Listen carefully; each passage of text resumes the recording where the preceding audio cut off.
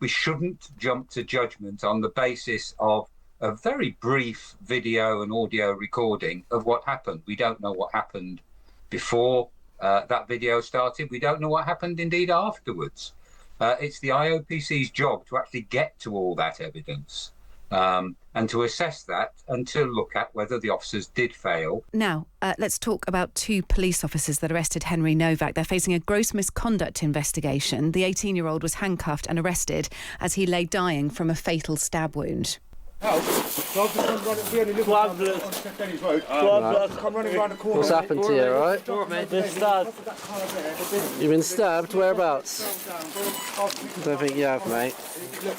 Well, that is police footage from the incident. The Independent Office for Police Conduct is examining whether race or religion influenced the officer's failure to provide immediate first aid to Henry Nowak in Southampton. It took police 8 minutes to discover the teenager's fatal wound, while his attacker was reportedly afforded decency and never handcuffed. Let's speak to Stephen Roberts, former head of the Met's Directorate of Professional Standards. Stephen, good evening to you. Good evening, Kate.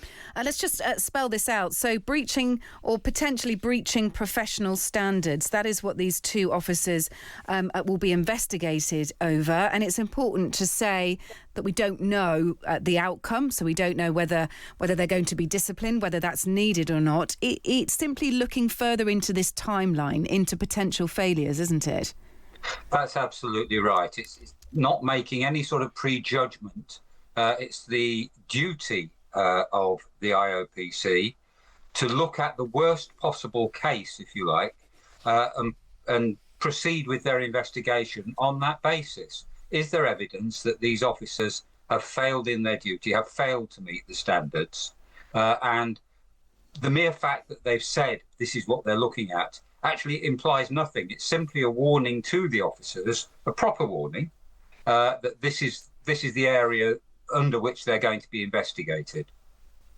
We played a bit of the body-worn footage taken by police cameras that showed Nowak repeatedly telling officers he'd been stabbed. I don't think you have, mate, they said as they arrested him.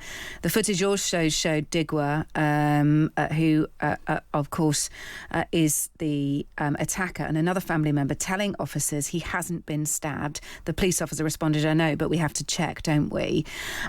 So there is that. There is how long it took and why they didn't recognise that Nowak, or why they seemed not to recognise that Nowak needed urgent medical attention.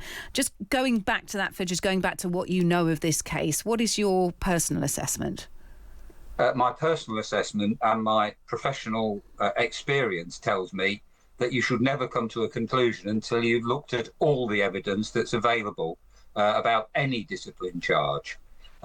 We shouldn't jump to judgment on the basis of a very brief video and audio recording of what happened. We don't know what happened before that video started. We don't know what happened indeed afterwards.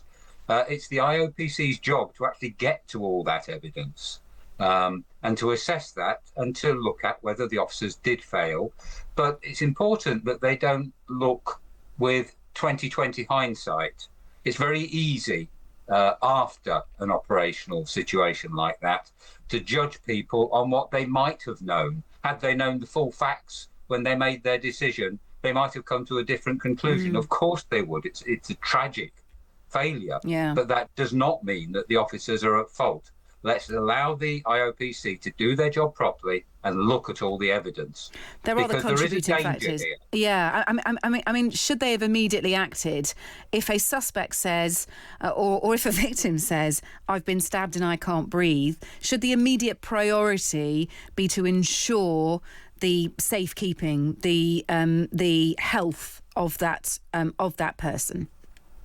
Yes, it should, if they realise just the state he's actually in. The officer but if took he's a telling brief them look, that, should they? And let's be honest, not an adequate look because he didn't find the wounds, but he took a brief look because he had to deal with the situation that was in front of him, with somebody alleging that a serious crime had happened and another person on the floor, possibly injured, as it turns out he was, possibly drunk.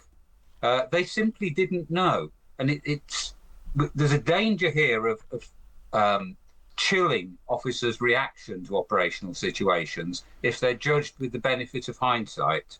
OK, and as we've said, the watchdog's looking at decisions made by the control room staff as to whether race or religion of either Nowak or Digwa impacted on the actions and decision makings of the officers, and they'll also look at whether officers' decisions were influenced by assumptions or prejudice relating to community tensions at the time.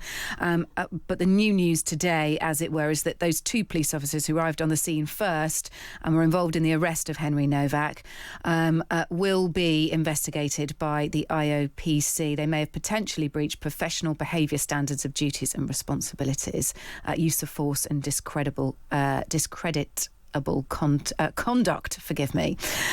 Stephen, it's good to hear from you. Thank you for that. Stephen Roberts, former head of the Metropolitan Police's Directorate of Professional Standards.